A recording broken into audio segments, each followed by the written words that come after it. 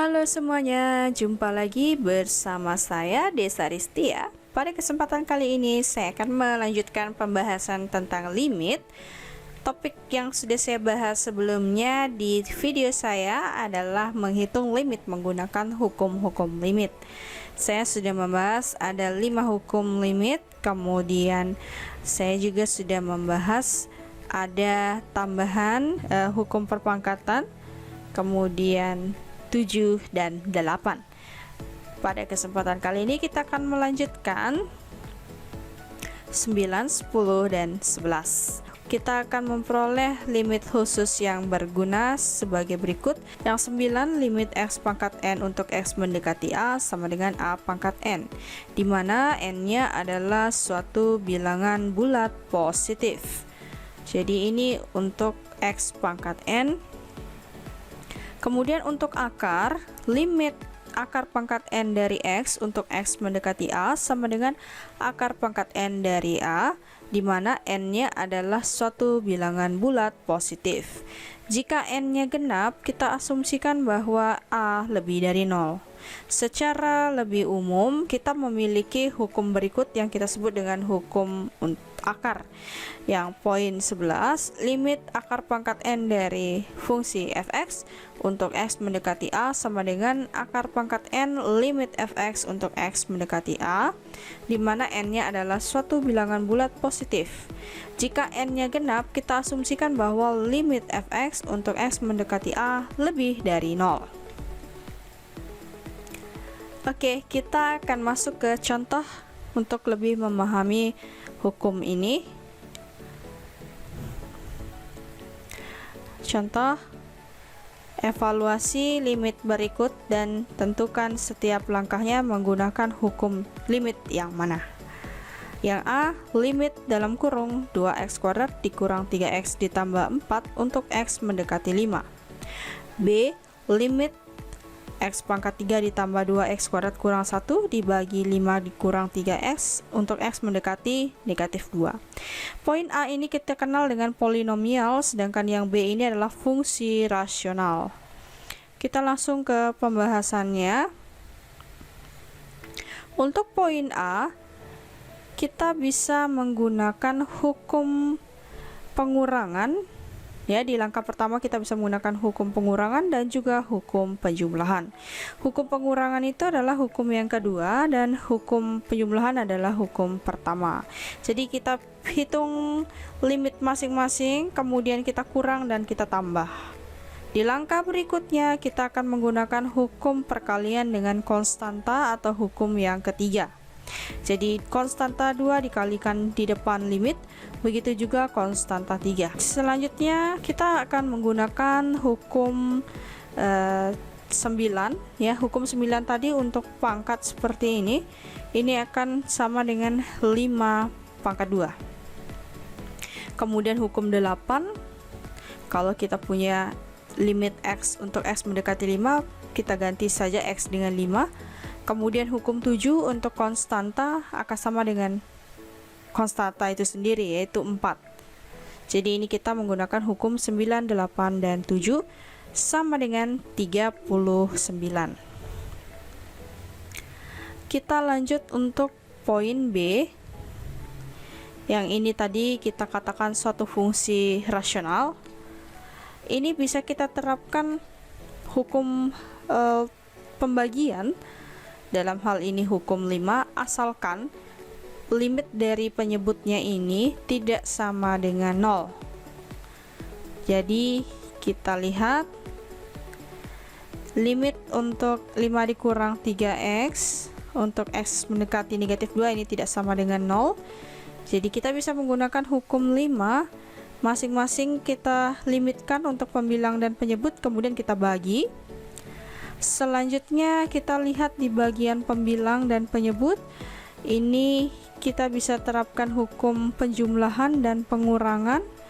Jadi hukum 2 dan 1. Dan juga hukum 3 perkalian dengan konstanta. Ini konstanta 2, yang ini di bawah konstanta 3. Kemudian kita bisa menerapkan hukum 9. Ini untuk pangkat tadi s pangkat 3 berarti negatif 2 pangkat 3.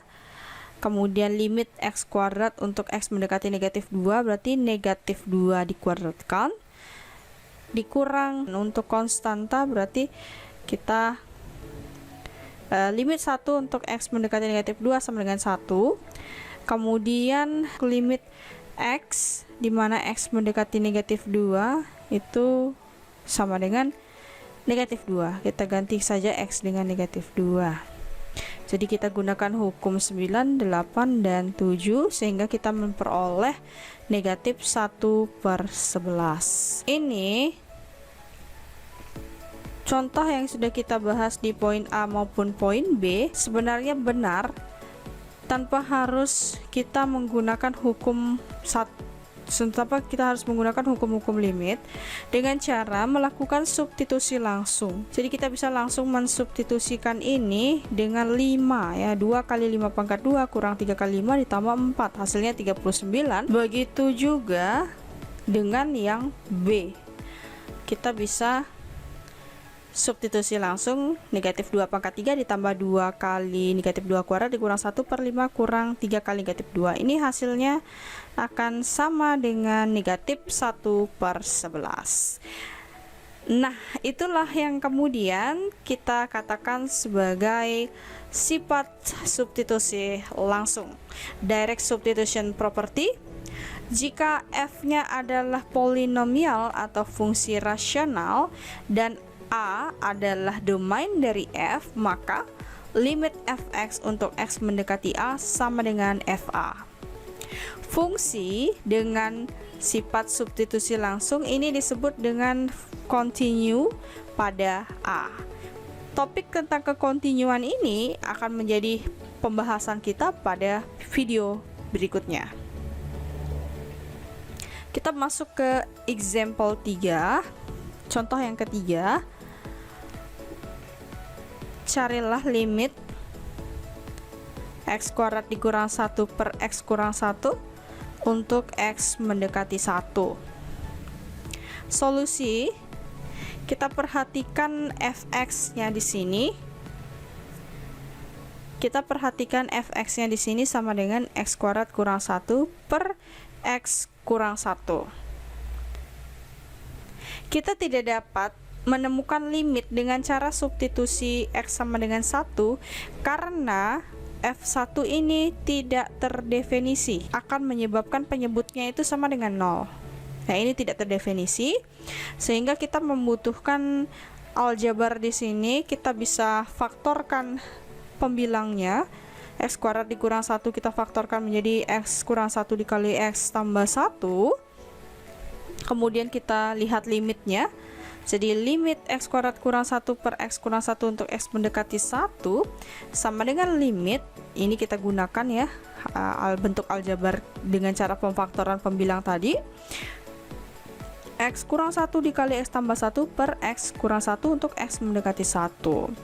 Nah, karena x-nya ini mendekati 1 bukan sama dengan 1, ini kita bisa bagi. Ini habis ya, x kurang 1 dibagi x kurang 1 ini habis, sehingga kita akan punya limit x ditambah 1 untuk x mendekati 1. Ini kita substitusi menjadi 1 tambah 1 sama dengan 2. Nah, sebenarnya ini nanti kita akan katakan sebagai gx. Jadi gx sama dengan x tambah 1.